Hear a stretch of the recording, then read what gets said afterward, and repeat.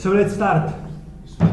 First of all, I would like to invite you all to come closer to us, because we are not biting, and the front rows are empty. A lot of people probably stayed at home because of the weather, and if you can, please come closer to the front table. Today's guest, thank you. Today's guest is Professor Dr. Iain Allan. Okay. Logistics first, thank you. Wonderful. For the lecturer is much easier and funnier to have audience closer. So, as I said, today's guest is Professor Dr. Iain Allan from Cass Business School. So today's event is organized in the collaboration between the Faculty of Business Studies and Cass Business School, which belongs to the City University of London. The Professor Allan will speak about the relationship between, let's say, banks and insurance sector.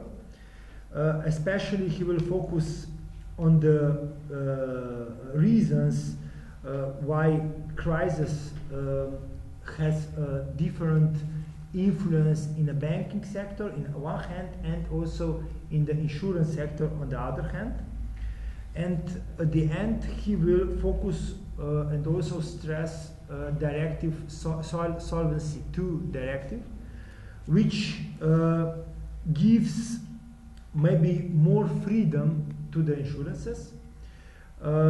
It's more principle based and allows us judgment approach, and maybe a kind of deregulation in this sense is maybe the reason why insurances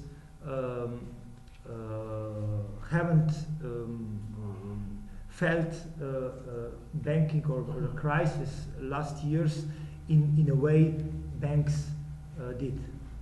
And Professor Allan, okay. The word is yours. And thanks. It's very nice to be here and meet you this evening. So I'm going to talk about this balance between regulation and ethics or judgment in banking and insurance.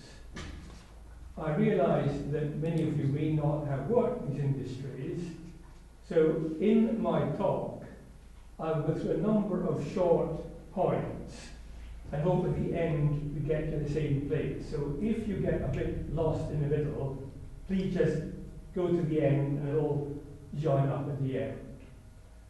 So you might ask, why should I talk about this subject? What do I know about it?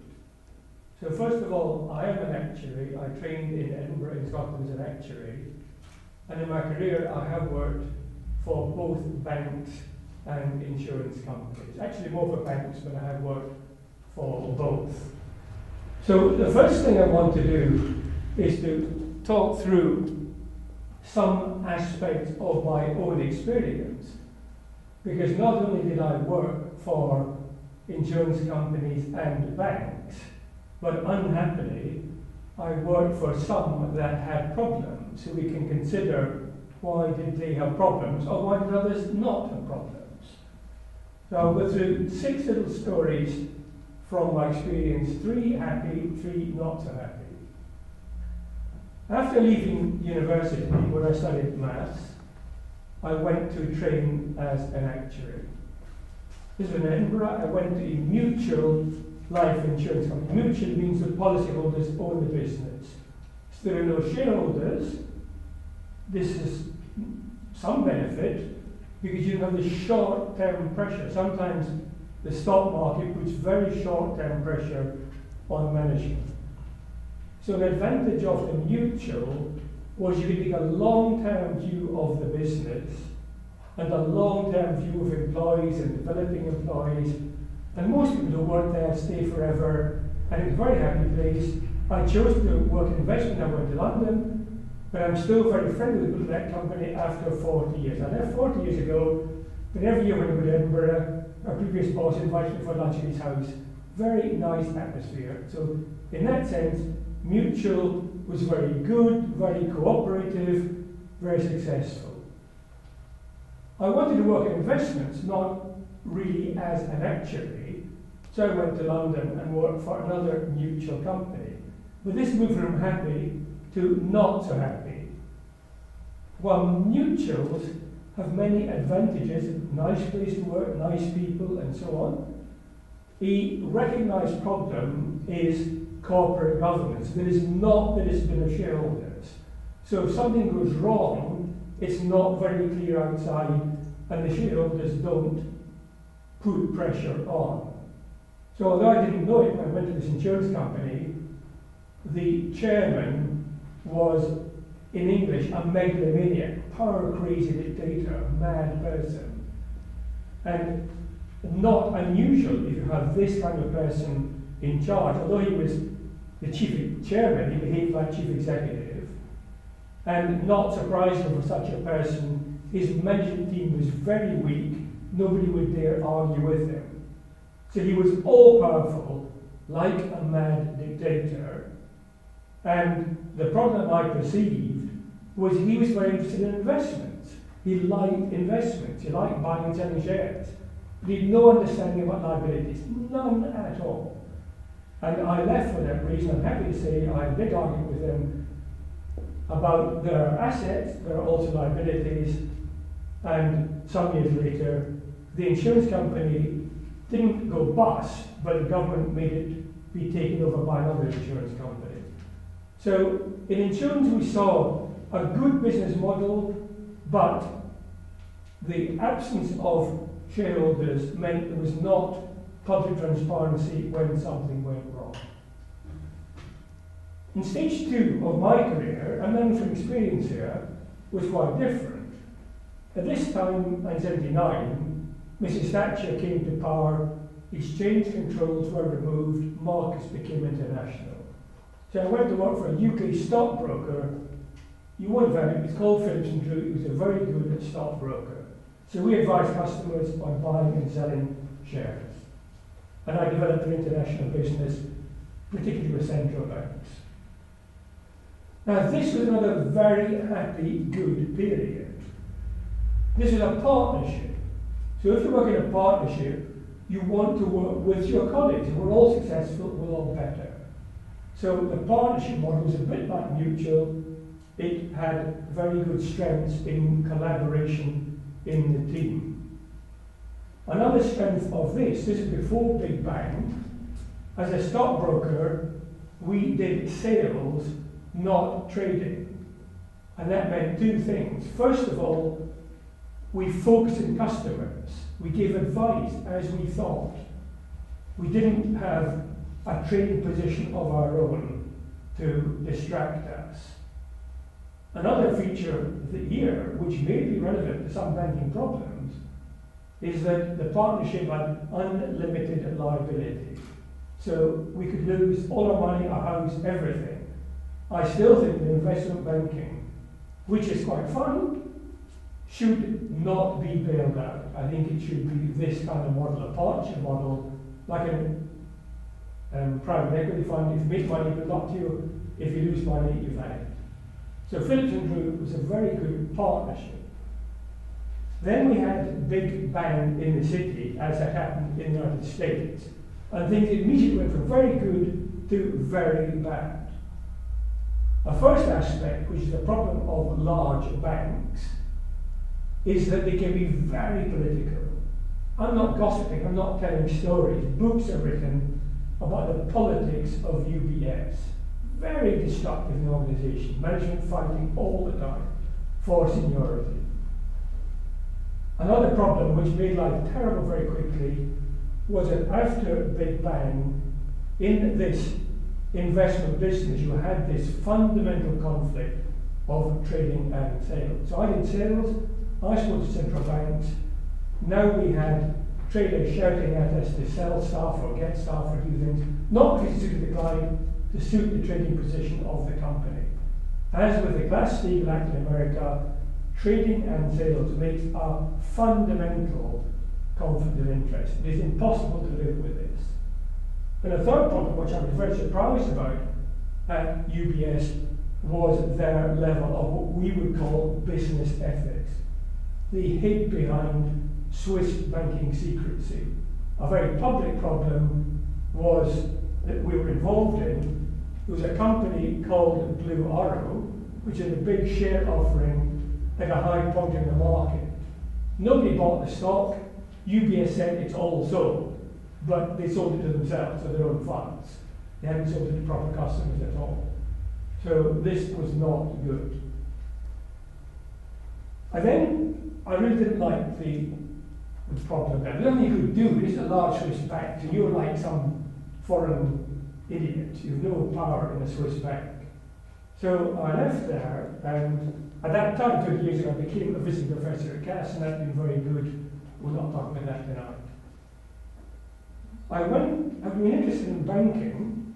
I went to East Scottish Bank. In Edinburgh, I went to East Scottish Bank, called the Royal Bank of Scotland. At the time I went, it was very good to start working there.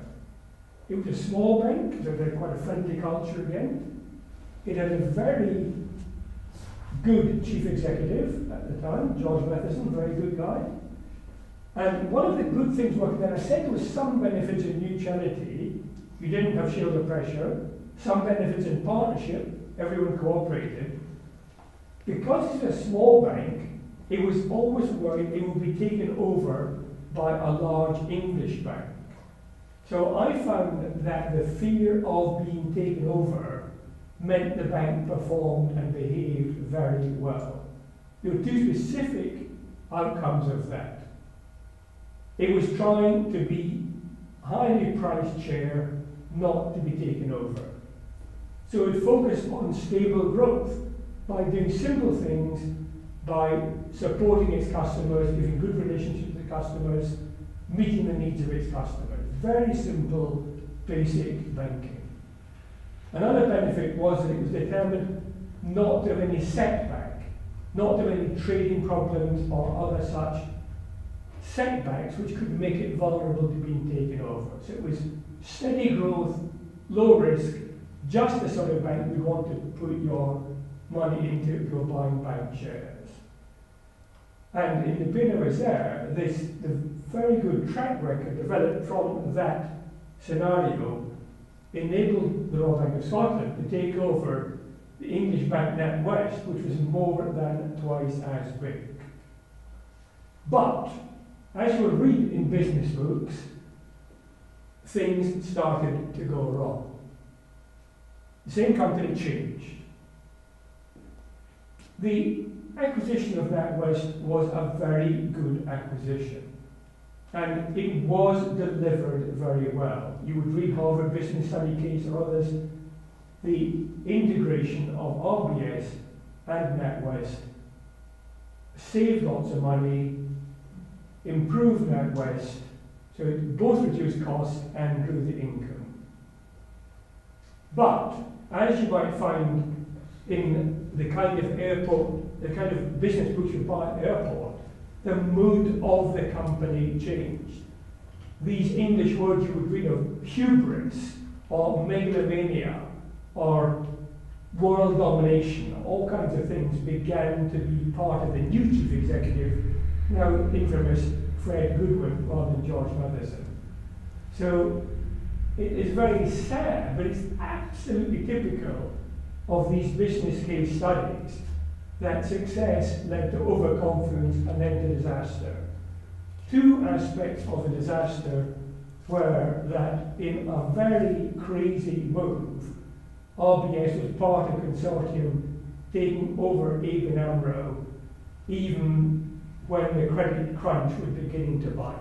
And this was just part of megalomania, but it also reflected the opposite of what I'd seen before.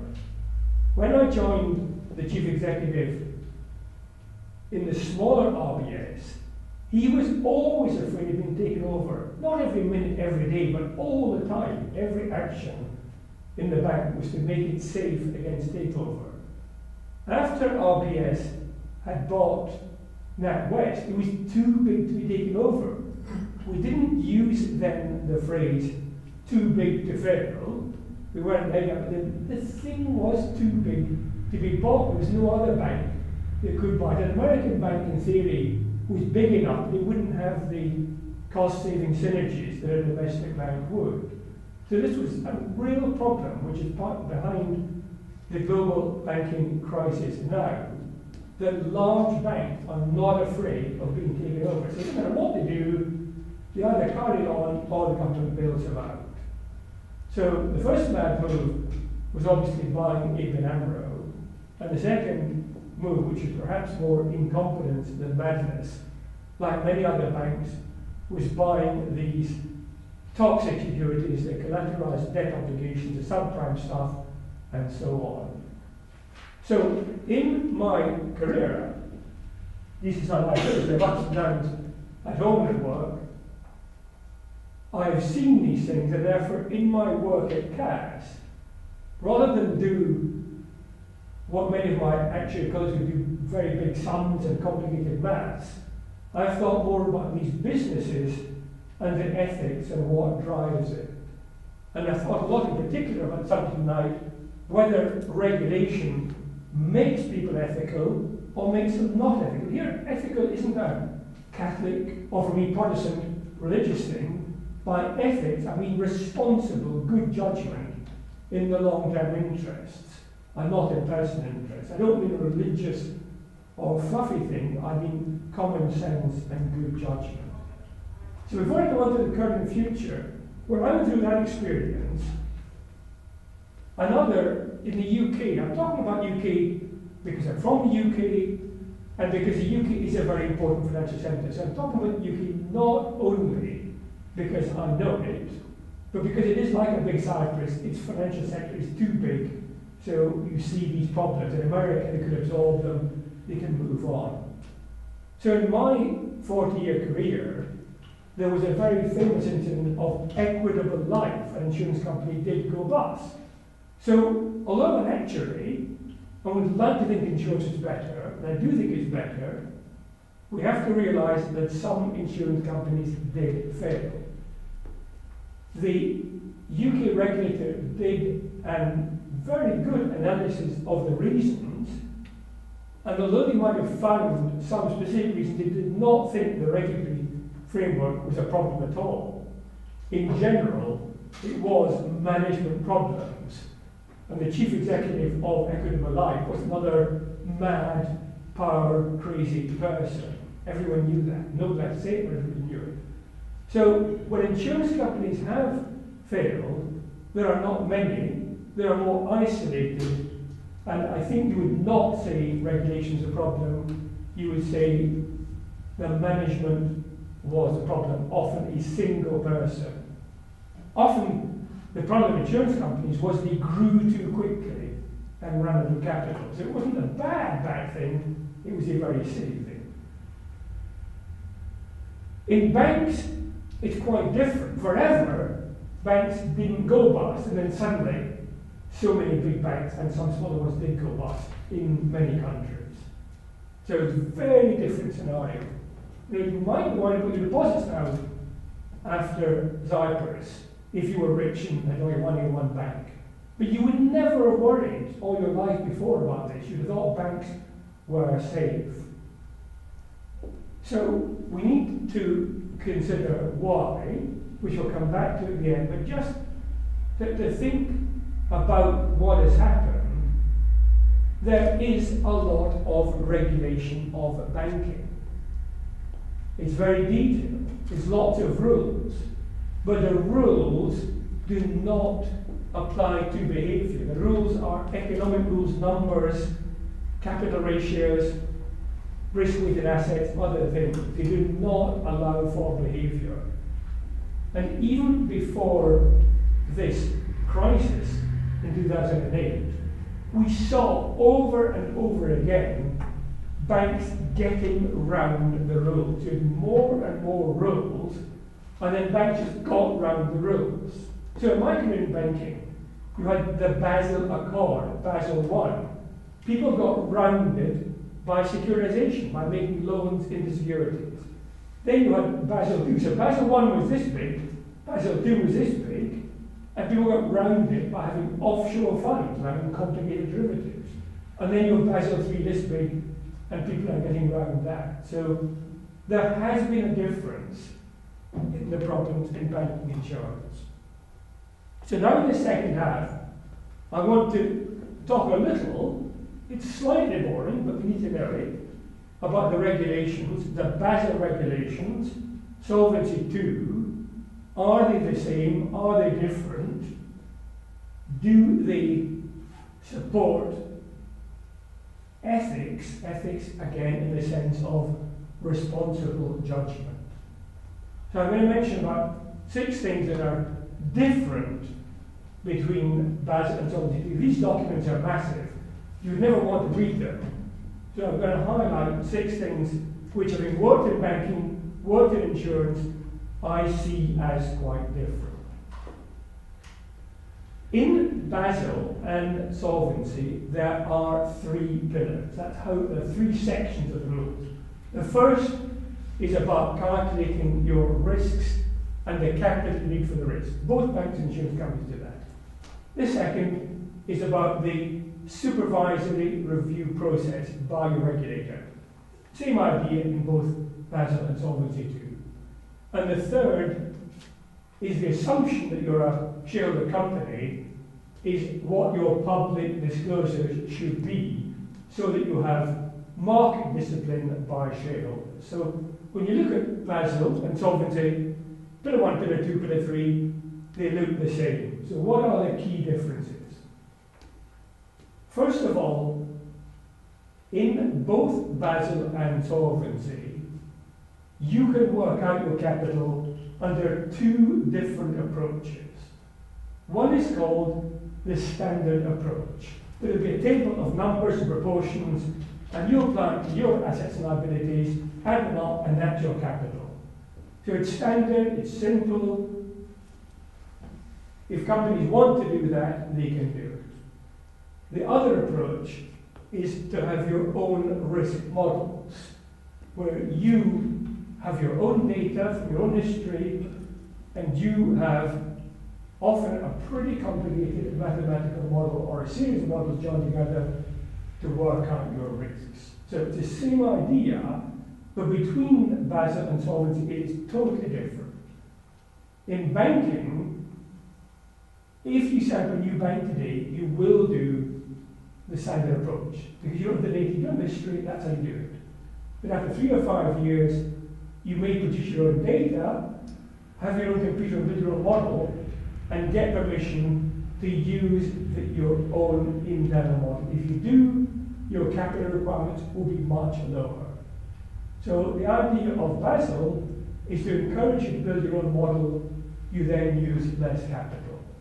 Solvency is quite different. You don't say, I'm fed up with the standard, I want to use the internal. You've got to justify for your business either the standard approach is appropriate and you should use it forever, or it's not appropriate, which is often the case, and between different people here, you should have a different internal model according to your particular business. And whether you use the standard approach or the internal approach, it won't make much difference to the capital you need. So the problem with banking, it encourages cheating on the model. Once you want your time to lower and lower capital, in insurance, there's much more encouragement to what we call responsible judgment to determine a model that's suitable for your business. And that is reflected in the regulatory submissions. Both banks and insurance companies must make submissions to their regulator, once a year or sometimes in between. Now, most of you here are pretty clever people. You have good degrees, or you will have, and good experience. So I promise you, if you went to any bank as a consultant tomorrow to help them fill in your regulatory submissions, you could do it. Because you would have a book called regulatory submissions, do this, do this, do this, and you just follow the rules, take a bit of capital for credit risk, a bit of capital market risk, a bit for operation risk, and so on, add them up and get the answer. You wouldn't need to understand banking at all. If you're just reasonably sensible, this is very straightforward. You don't really know what it means, but you can do it. But you could not do this. I couldn't do it, even though I'm an actuary for a typical insurance company. To do the regulatory submission for an insurance company, you have to really understand the business and its risks, and how do you choose your model to match these risks.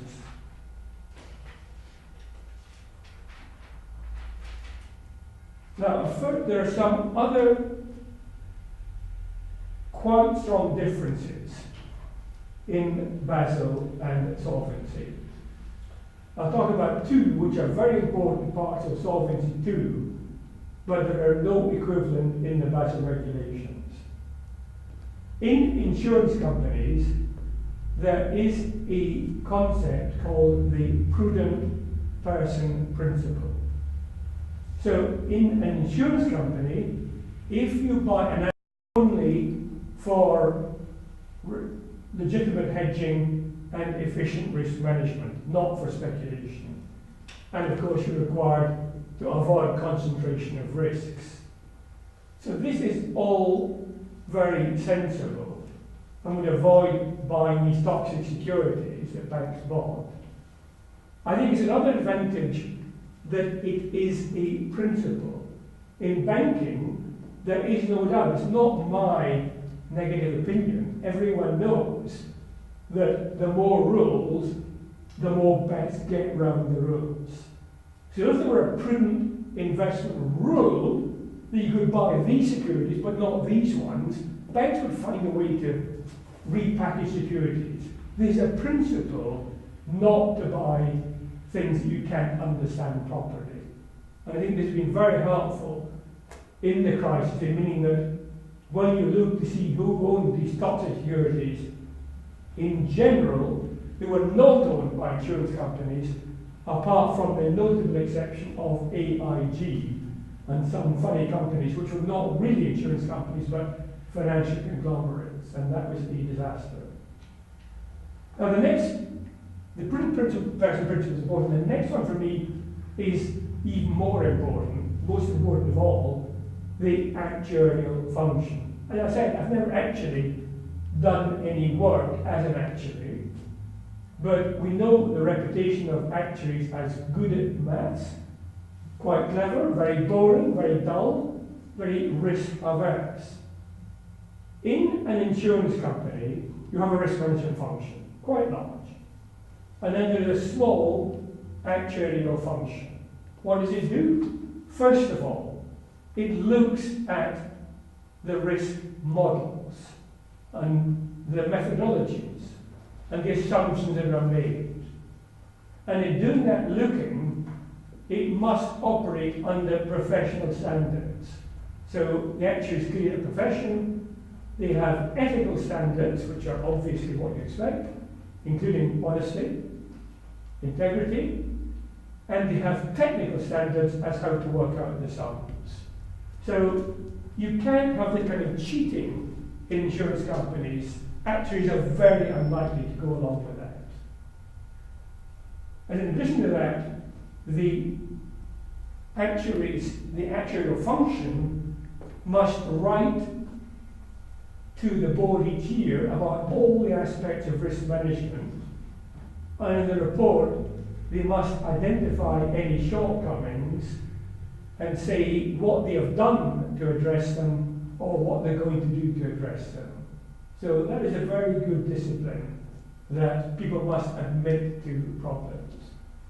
So I'm not naive that all actuaries are wonderful and that there will be no problem in an insurance company, but I think the role of the actuarial function, sitting alongside risk management function, clearly independent from the risk management, it must not be pressurized by the board or the management.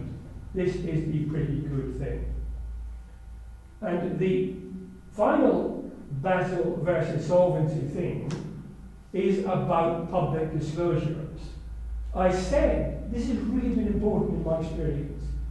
In the bad insurance company, it was all going wrong, but nobody knew. The chairman was mad, the asset liability mix was going all wrong, but there was no proper public disclosure. So there's no correction was made until it was basically too late. When I was at RBS, as a small bank, the chief executive was so scared to be taken over that he was very concerned the results showed consistent growth and no slip-ups. And subsequently, banks became too big to be taken over and didn't really care. But under the Basel regulation, the required disclosures are very limited. Banks have to disclose their credit risk, their market risk, and their operational risk. But typically in a bank, this will amount to about 1/2 of its total risks. So a bank does not have to disclose its total risks, its total capital requirements, or what the regulator thinks. For an insurance company, it's what you would want if you were investing in it. If I'm an insurance company, I have to disclose, and it's no big problem, the amount of capital I have, the amount of capital I must have, what the regulator's opinion is, if he's added any capital because I've got a problem, that must be disclosed, and so on. Everything we want is disclosed. Also, very importantly for some of the banking crisis subsequent problems, the insurance company must disclose information about its own internal models. So not only have these actuaries, who are risk averse, looked at models closely, but information has to be published so that the public, so that academics, whoever, can look at them, scrutinise, comment on them. In banks, it's absolutely never happened. You will never get a bank to disclose what model it's using. So as a shareholder, you have no idea. If you're a shareholder in the bank, you have no idea what is happening. And a very bad situation, when it's supposed to be a market economy, is that you have to rely on the regulator or the regulations to avoid the bank going bust. You have no idea. If we all took home tonight the public disclosure of any large bank, RBS or what, Deutsche Bank, UBS, to come back tomorrow, does it have enough capital? We'd all say, no idea. I understand what all night, I've read hundreds of pages, I have no idea. I can understand the words, I can understand the numbers, what they mean, how they add up, I have no idea. So that's sort of 6 episodes in my career and 6 differences between Basel and solvency. So I want to draw it together by thinking about what happened that led to the banking crisis, what happened after the banking crisis, and how do we wrap this up. Now, as many of you know, I'm doing a workshop tomorrow. That'll be different. Tomorrow, we're going to focus on the banking crisis and look more generally and say, was it the fault of the management? Was it the regulation? Was it the government? Was it the regulator? Was it hedge funds? That sort of thing. That's tomorrow. We're not talking about that tonight. We're simply talking about regulation against ethics. There were a number of banking failures. They were bunched in 2008. There have not been many insurance company failures. So I think we can say in insurance, in terms of what happened before the crisis, that there was no obvious failure in regulation. The problems were behaviour. It is very difficult for regulations to stop these megalomaniac chief executives. That's more for shareholders to do. But I think I'm not too worried about insurance. Now, before the banking crisis, or the cause of the banking crisis, as you will know, the single most important reason was that many banks, like RBS sadly, bought these CDOs, collateralized debt obligations, and CDSs, credit default swaps. So these were derivatives. They were over the counter. You had no idea what the price was or what they were worth. They were very complicated. I would find it very hard to understand them. My view was you shouldn't own things like this if you can't understand them. My view was I can understand them, no way the board can understand them. And of course it became toxic and lost huge amounts. Now, in terms of regulation ethics, in my very unhappy period before I left RBS over all this, I remember hearing two words spoken by the chief executive, Fred Goodwin. One was, if there's nothing against it in the rules, it's okay. This is just getting around the rules. We don't bother thinking, we don't bother making judgment. Look at the rules, it doesn't say don't speed on this road, so we can go with my Ferrari as fast as we like. If there's no rule against it, it's okay. No common sense, no thought. This was not an RBS problem, this was a universal bank problem. We go by the rules, okay, if it's a speed limit, we'll follow it, sort it off, we might get around it. There's no rule, fine, we can do what we like. And the other point I heard very often from Fred was, it's not our job to be ethical policemen. We shouldn't make moral judgments, we should just run the bank. So that allows all kinds of behaviour. Obviously, in insurance companies, the same wouldn't happen because of the prudent personal principle and the code that applies to actuaries. So I left RBS very, very sad, having seen the bank build up and be successful for so many years, to be blown away in a puff of people buying these stupid securities. The policy of RBS has always been not to do proprietary trading, but just little by little by little, without anybody realising it. And it's the same in Merrill Lynch, UBS, Citigroup. Many of these banks, you saw when the information was disclosed, they didn't know what they had themselves. The dealers had hidden it in some reporting thing. They didn't admit it was proprietary trading of they said you're AAA securities, that's okay. You know now that AAA meant ZZZ.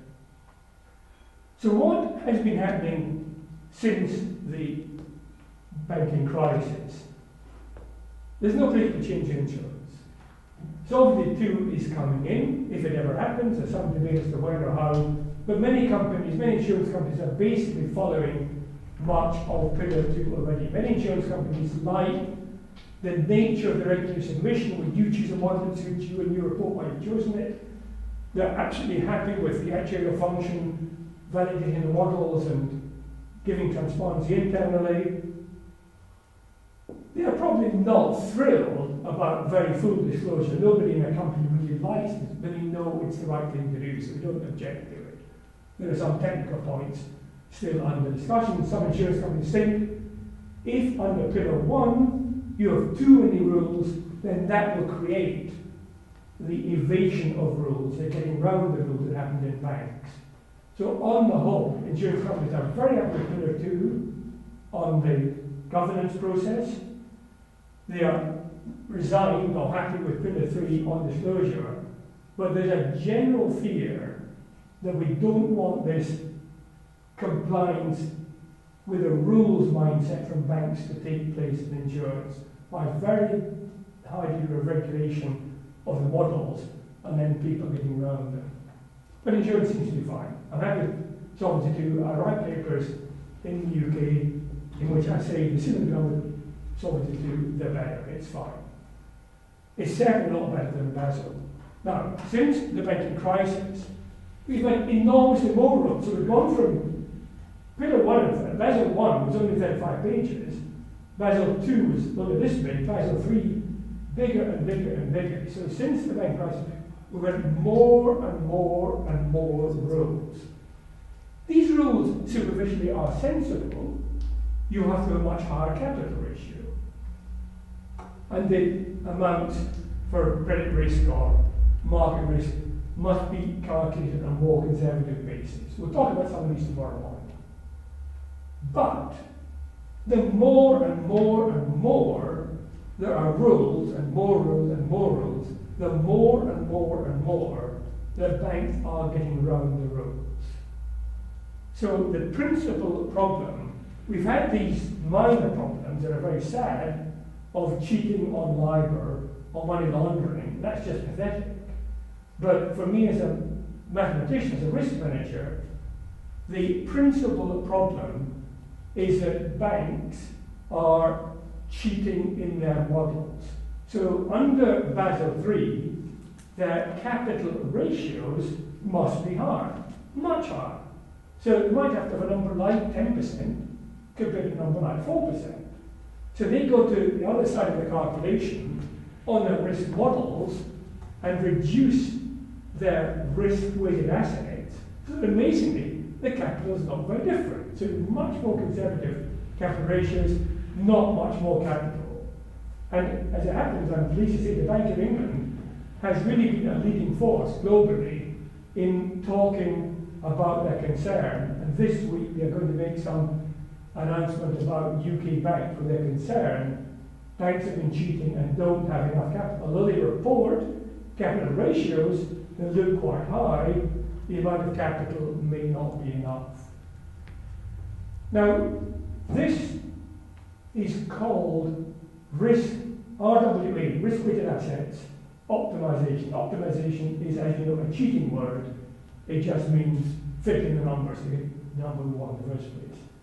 And banks like RBS, Barclays, Lloyds, even have departments in their risk management called RWA optimization department. You know, we're the department that cheats and fiddles the numbers. So I think that this is either unlikely or impossible in insurance companies. First of all, I think it's very good that insurance companies don't have the too big to fail mindset. If you were at RBS and you're still there, you've been bailed out, the world's ended, you still got a job, you're one of 100 people making £1 million, this is quite okay. And the next time it goes wrong, although you might be slightly worried about Cyprus, but you're still pretty hopeful you'll be bailed out again. So once you're proven to be too big to fail, you know you can put the company. If you make us pass the economy go to pot, so please bail us out again, or give us some more lending, or give us some help. The too big to fail mindset is very, very bad. Insurance companies haven't been bailed out. They don't have that. They assume that if they go bust, then, as it happened in Equitable Life, the policyholders will take the loss. So that is not quite like RBS, which was initially so scared of being taken over, but it is really a very powerful force, the worry about a disaster compared to the mindset of too big to fail. And I can't emphasize this too much. Wizard RBS, before I left, was on and on and on about the bank and the bust. One of Fred's arguments was, who cares? It's the government's problem, it's not my problem, who cares? The too big to fail mindset is very big. I'm not going to make any comments on the implications of Slovenia. I don't know enough about Slovenia. I know about some problems. But globally, big banks are evil empires. Banking is a good profession. Banking is serving the public, it's essential for economic growth. The Greeks knew this fine. The Venetians knew this fine. But big banks get into this megalomania mindset very quickly. So too big to fail is a very important differentiator between banking and insurance. The second one is the actuarial function. This does put a discipline on the bank. Now I, at RBS, raised my concerns, but who cares? Had I been an actuary in my role, an official actuary, not just as it happens an actuary, at RBS, I could produce a yellow card or a red card and said to the chief executive, look, you've had it. You've got to do what the actuarial function says before the thing goes bust. But in banks, there is no such discipline. Everyone goes with the gang. And the disclosures are important. If banks were told today, you wouldn't make it tomorrow because it would be so disastrous, it would spook the market if you got the truth tomorrow. But if banks were told that in 5 years, you will have to disclose all your risks, all your capital, and so on, and they would start de-risking, not just de-leveraging, they would start being much more sensible. Banks love investment banking, it's fine. It pays huge bonuses. So in concluding therefore, I have 3 points. As I said, My experience is of passing interest to you. Basel against solvency, I'm not at all bothered whether you remember any specific things as opposed to the general principle, but the 3 points of summing up are ones that I would like to think about and we may pick up in the workshop tomorrow morning.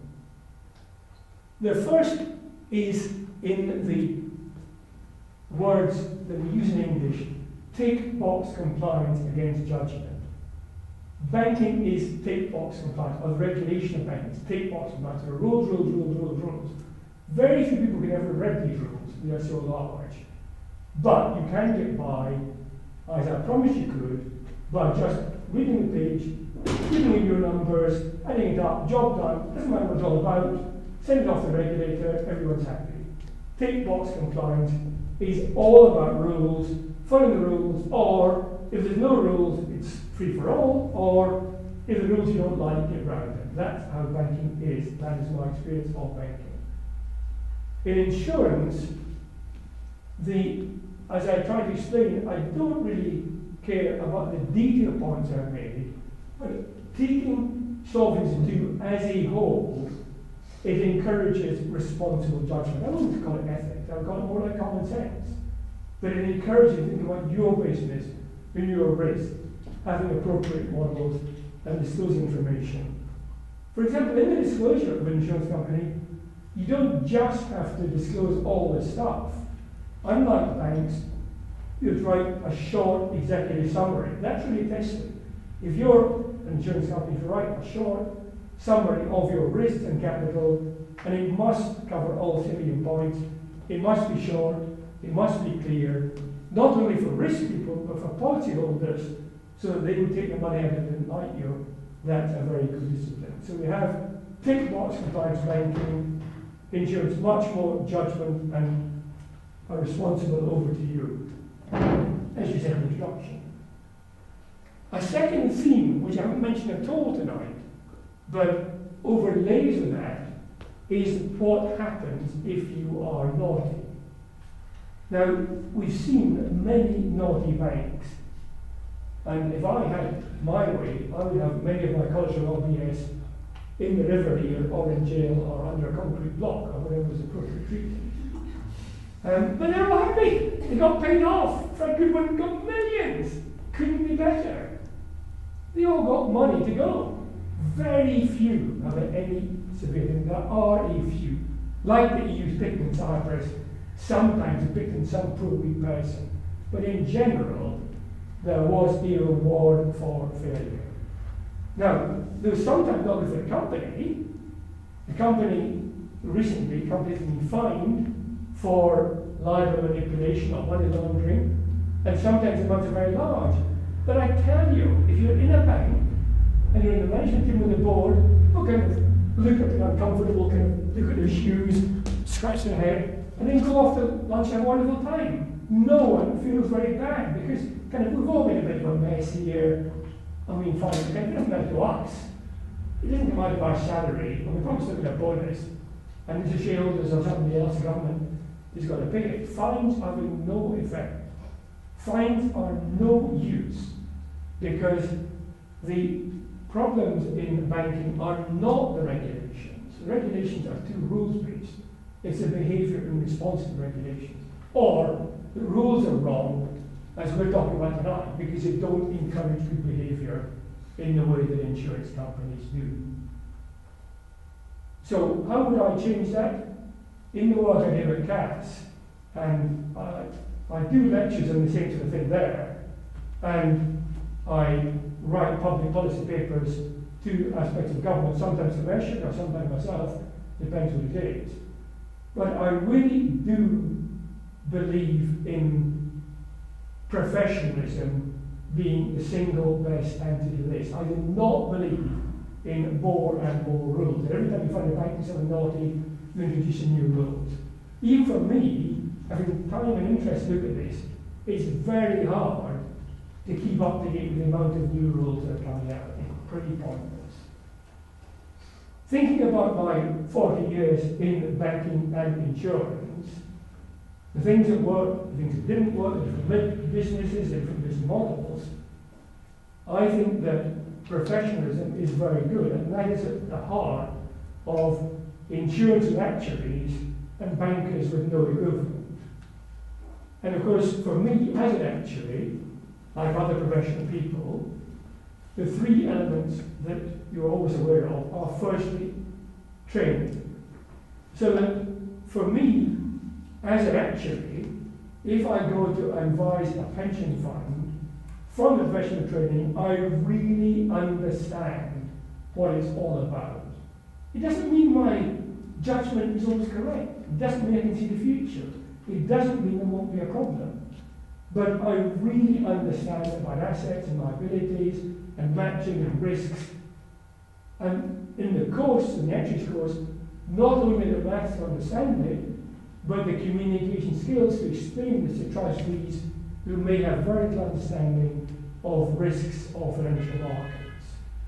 Now, when I'm comparing my experience in RBS, and of course I know about other banks, if you got the management team in tonight and said, right, here's the exam, write a page about CDOs, you would get back however many blank pages. They wouldn't, every so often the government gets them in and says this to them. You know, tell us what you know about it. Oh, I'm too important, I'm too senior, my people do this. If you go to an insurance company, the management, the actuaries know it, the bankers don't. So one reason professionalism is not the kind of sugary, sickly sweet stuff of ethics and good behaviour. It's simply knowing, understanding. In banking, and I said twice, I'll say again, we can all get by just filling in the forms. I went down to the risk department when I was working there after work because I'm interested in it. And I said to somebody, nice person sitting in the PC doing this nice table, what are you doing? I don't know. It's for the FSA. I don't know what it is. It's just some numbers. No idea where it fits in because it's all tick box compliance.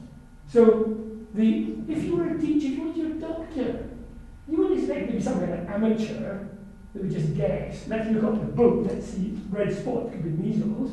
You expect to have some idea, you expect a banker to have some idea. So, education, and also I'm very pleased in my profession, you are absolutely hounded on continual professional development. Although actually, I've never done actual work. I've done investment work, banking work. And I'm not in full-time employment now. I do stuff at CAS and consultancy work.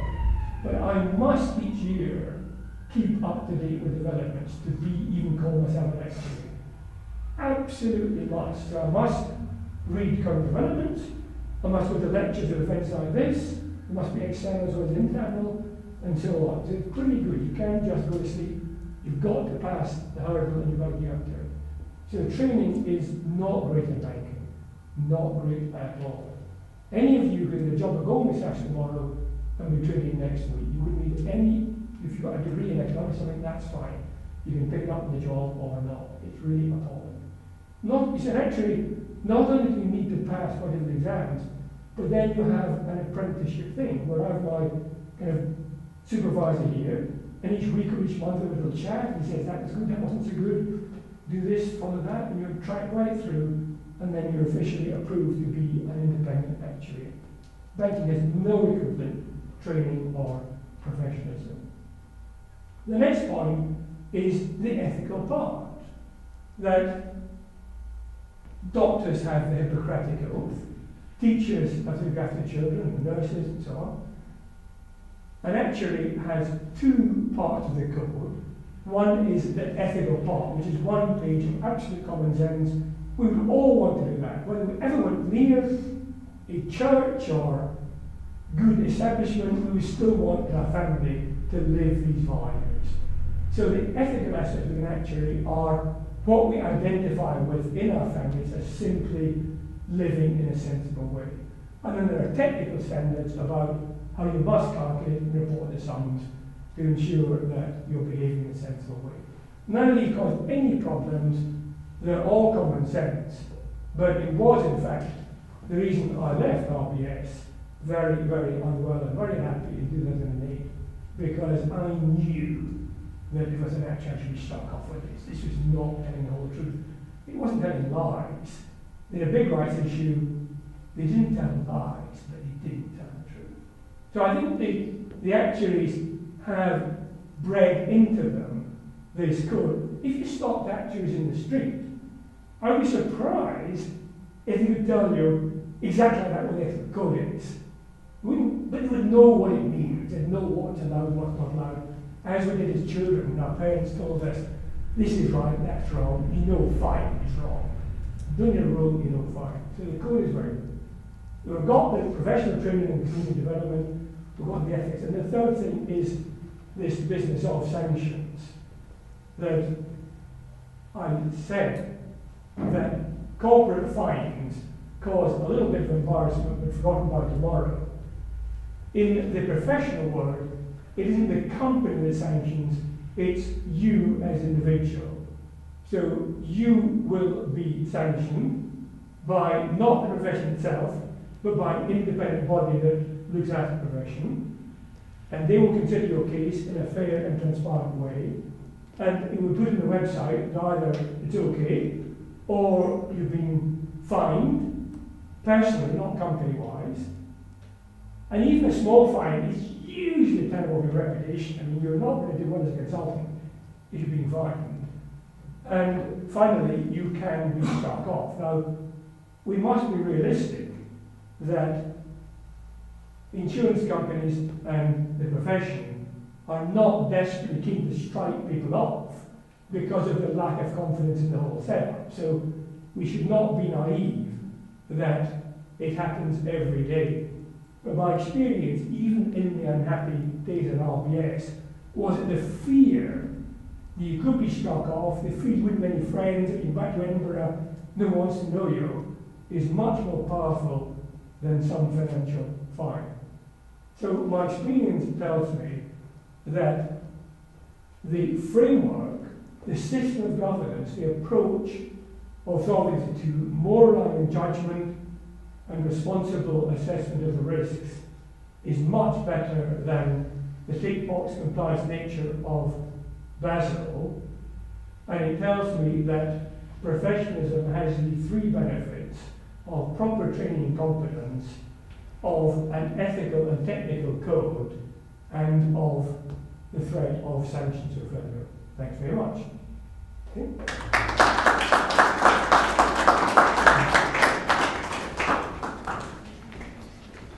So, Professor Allan, you described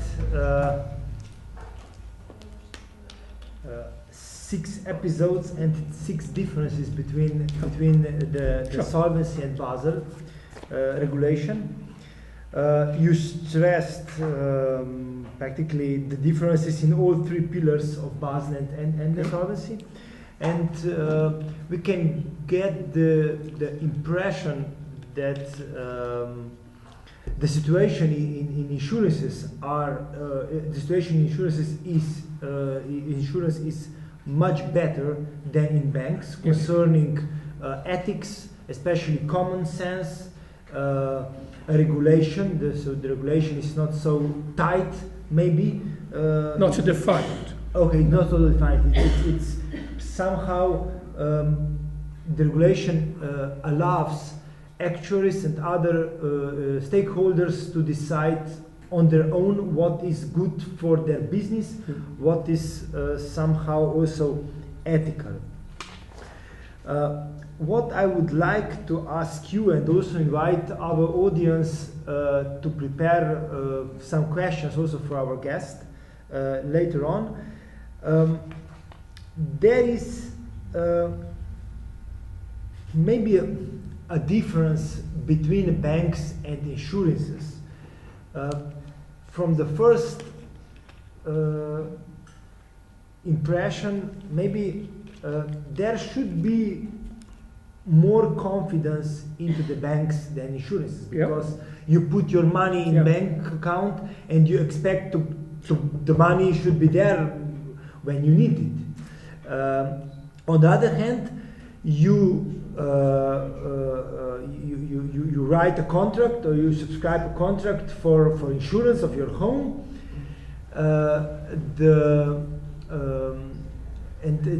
There is a difference between one and the first and second situation somehow. Does this have any Yeah, sure. impact on the... I think this is what we call a draw, an equal outcome. There are pros and cons. It's very interesting.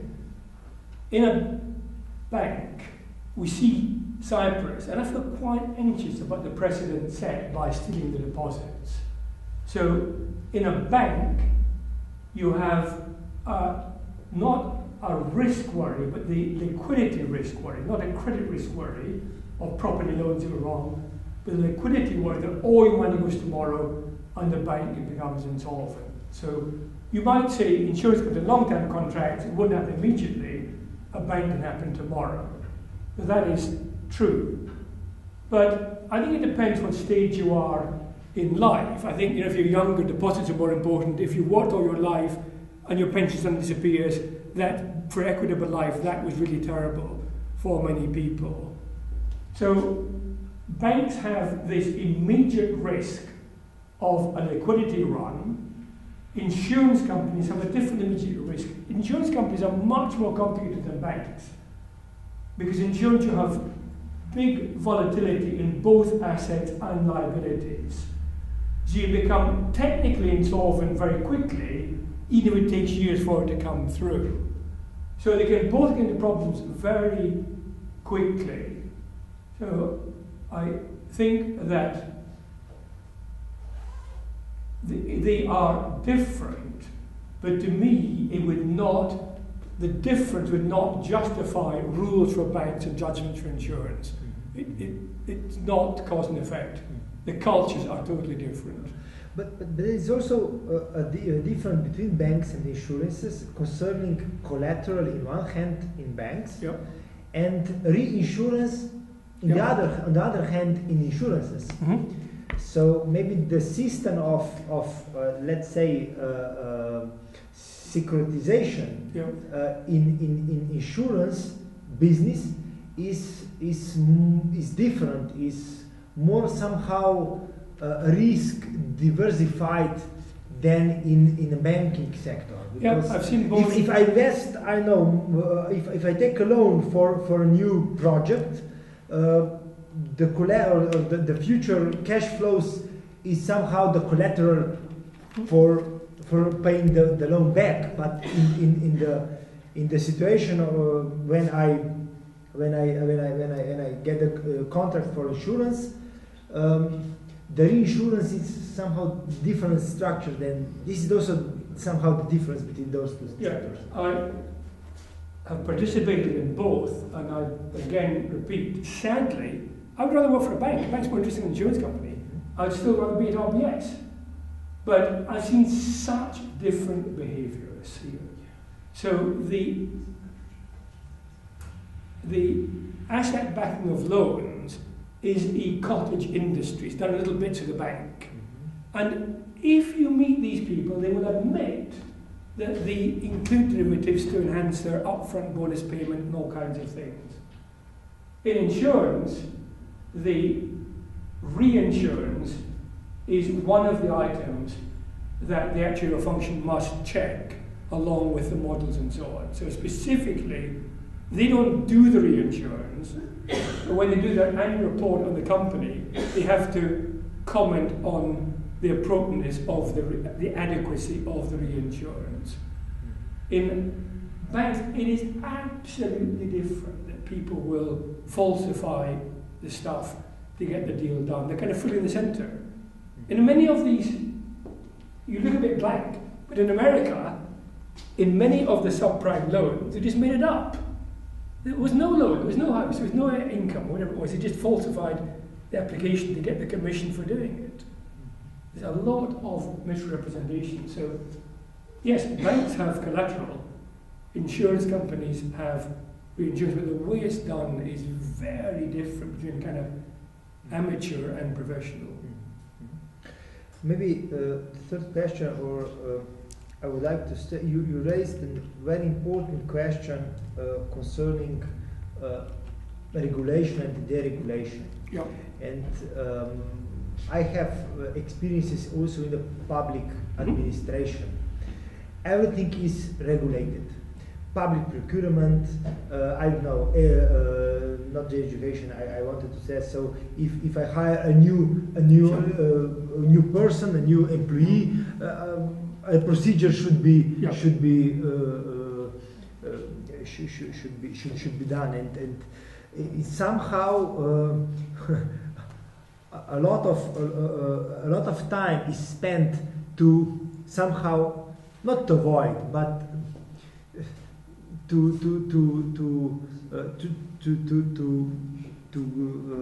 get a goal at the end. But there is in every step there is a new rule and so on, and everything is very slow. The processes are long, with a lot of people. A lot of people are involved. There is this means a lot of costs and so on and so on. What's your opinion or even advice on this? Yeah, so on just responding initially to the recruitment matter, I really feel strongly about this.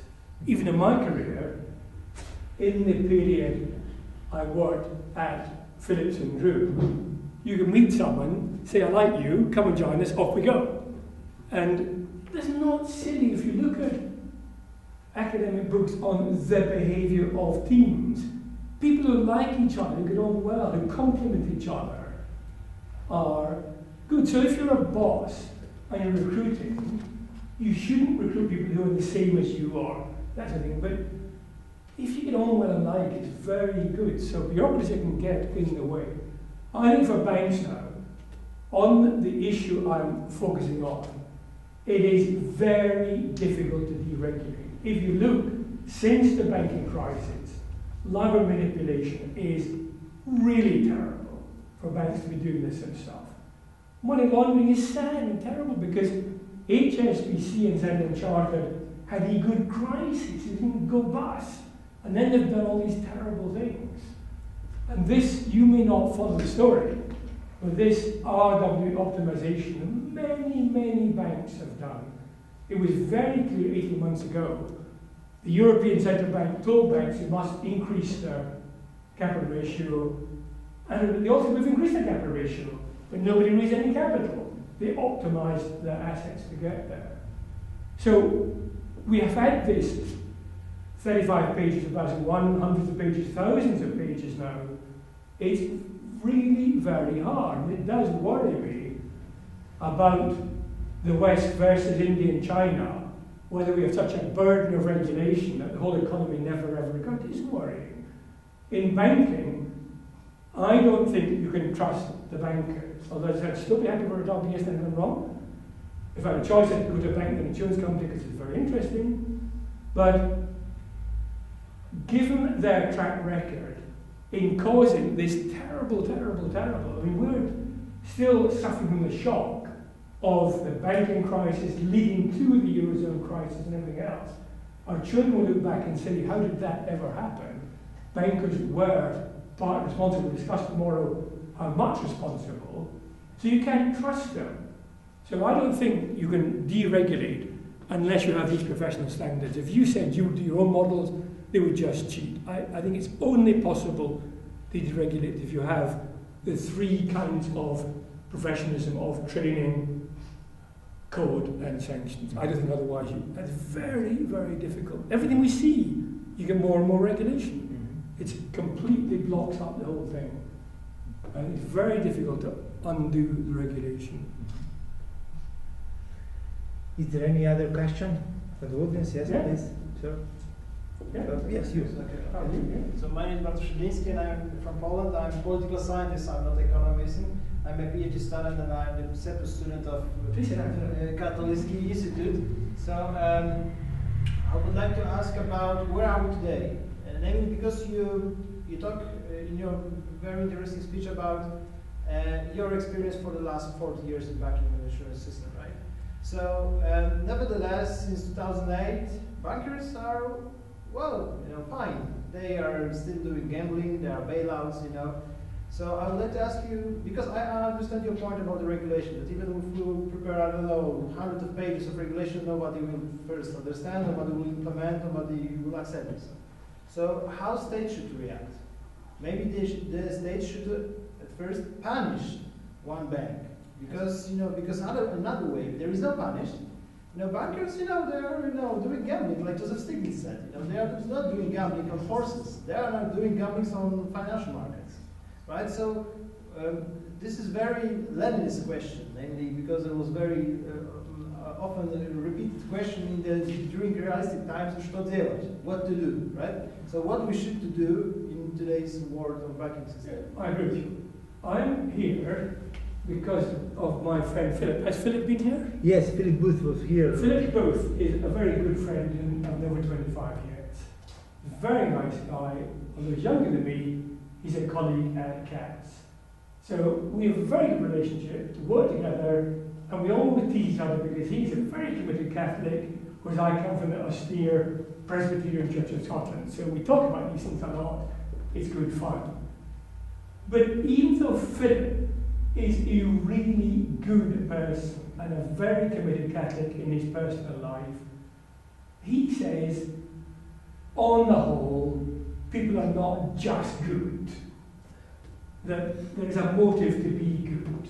Now it could be our parents who hit us, or punish us, or it could be in Christianity you go to heaven or hell. That's quite simple. You get reward or you get punishment. And I agree with Philip, that although you like to think many of us are just good, and we help an old lady cross the road, we pick up something dropped in the snow. When I was at Phillips and Drew, I behaved well, because if I behaved well, I became a partner and got on in life. So there is a kind of, you want to think you were just good, but the motive does help. So I think, like children with their parents, like in religion, like in other walks of life, the black and white difference of punishment and personal punishment of you, not in your company. You did this. Now, to do that, you need a fair process. You can't have victimization of individuals. But there is a point you make that often the law, there was a case in the UK just now, you may have read even here, of an MP who was speeding. Not a big problem. Everyone does it. But he agreed with his wife that he would say his wife did it. So this was lying. This wasn't speeding now. This was lying. So they both got 8 months in jail, because although the speeding was no big deal, the court made a case of not telling the truth, and they got punished. So my kind of point coming here was that you cannot go on in banking with more and more rules. You need to move away from them, but have professionalism and trust bankers. But I think an equally good approach would be, as they used to try to do with Cyprus, to pick an RBS where I was. It's terrible. And it's not known anyway, 82% owned. So you should break it up, because much of the problem is the big bank mindset. And my colleagues at RBS in the management team are getting 3 million a year, 4 million a year, much more than when I left in 2008. Just got more and more and more, because it's too big to fail now. So I don't know who you pick on. Who would you pick on? You're going to pick in a bank, give an example. AIG for sure. Yeah, absolutely. Yeah, because I say these things are children and grandchildren. I was thrilled when Alan Greenspan said, honestly, what is the reason why Lehman Brothers collapsed, right? Because he was working for another company for many years, and he was, and it was enemy company for him for many years, right? So if Alan Greenspan made the decision, then Lehman Brothers should have collapsed for a very simple reason, because my personal identity showed me that I hate these boys. So this is, brain damage, right? So. Yeah. So the system is almost, like the house of cards. Yeah. I do think that the running point is a real point that, as I said from my colleagues, anyone who was asked to leave got rewarded for leaving. They were better off than they had been if they stayed. They didn't ever need to work again. And that's the case in many, many banks worldwide, in America more so. The people with huge amounts of money to go and shut up. So I think, why people are scared, because of the pack of cards agreement. They're scared to bring it down, but they have had 5 years of thinking about it. Most Western economies are stuck in this rut and they go on for years. They are going to suffer from severe social unrest and discontent, whichever government, it doesn't matter, it's going to suffer. You know, we saw this in Japan. I was in Japan in 85, 87. I was there for 2 years, and the bubble and it bust. But Japan is a long-suffering economy. People don't really protest. You kind of have a little joke, but nothing very serious. They just go with consensus in most Asian countries. I think the underlying public discontent of 10 or 20 years of no growth, that's why I say it's our children and grandchildren who will suffer.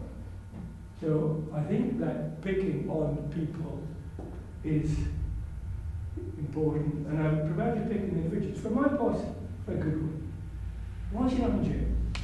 The reason is because there was no rule against what he did. There was no actual rule to say, but gosh, if my mother, she said, I don't care, it was wrong. And you know, if in the UK, if a policeman stops you in your car, they can normally find the tires aren't okay or something. If they wanted to put Fred Goodwin in jail, they could have found plenty of reasons.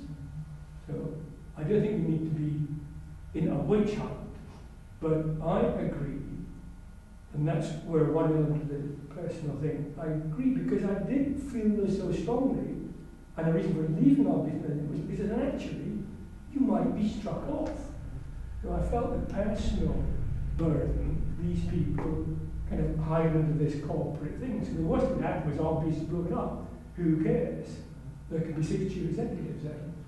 For anyone else, what would you do? I mean, this is a fundamental point that people talk about 10, 20 years.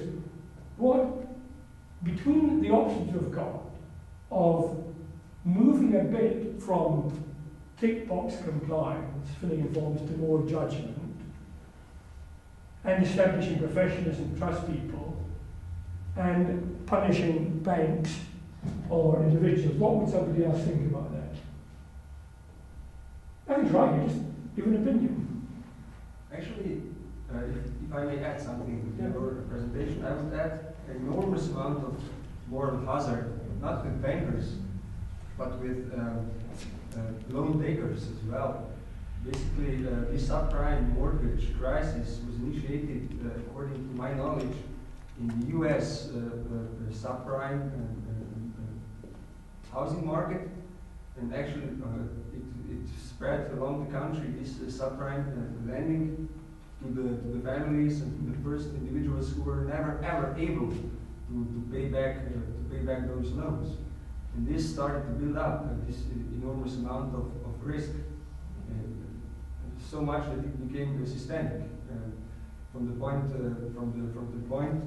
actually, once these credit default swaps were structured based on that, because bankers obviously realized that too much risk is in the system at that point, and then this kind of a demand for the security, for the insurance of those contracts was initiated with bankers. They kind of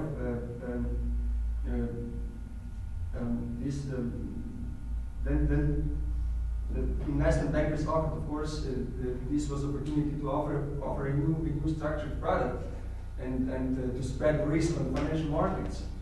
And but as soon as the collateralized this credit default swaps and collateralized debt obligations entered the secondary market, the bubble burst. As long as they were on the primary market, held with initial purchasers and initial issuers, it was fine. The risk was spread along the market in a fair manner. But from the moment those papers entered the secondary market and became fully tradable, this enormous amount of risk started to build up. So we'll talk about them tomorrow, and lots of people were involved in the bubble, but there was a point that resonates with your point about HR, that the US government forced you not to discriminate in lending. Exactly. So, exactly. You know, that would be blame the government, not the bankers. We'll talk about the different people tomorrow. But in our US bank, which was in Boston, they were relatively upmarket, but they could not have this red lining. You mean Freddie Mae and Fannie Mae? You mean those two? Iain, if I may if I may try to answer your question, the previous question, I think the main problem between regulation somehow and the common sense or deregulation and in this way is taking the responsibility. Yeah. The people, especially in Slovenia, are not prepared to take the responsibility. Sure. Because if there is a rule, the public body should buy, I don't know, a car by the public procurement. We are all somehow with a shield in front of us. Okay, we act as legislation asked asked to do. And on the other hand, if I obey this rule, and there is the result could be better, so the price could be lower, but then I'm responsible if something goes wrong. And also the courts, then if there is a rule, everything's okay. If there is no rule, and people are not prepared to take the responsibility, especially in the big companies. No, it really is very important that whether it's all companies or pharmaceutical banks, they are so big. When I worked at Phillips and Drew, everyone knew who you were. So if you were good, people knew. If you were bad, people knew. In a big company, it's just numbers. Nobody knows. But I think that's still a professional thing, because it would not do to go to your doctor and say you've only got 14 spots, not 15, so we don't care. Doctors have got to make professional judgments. Bankers could, but it's a long way from that now. It's not easy. But what we're saying is the regulations are applying more and more rules. Like the economy is a big machine, and if you keep on changing the capital ratios, it'll be okay. They're not assessing the behaviour at all. There's nothing in the rules of banking that would encourage good behaviour. You're right.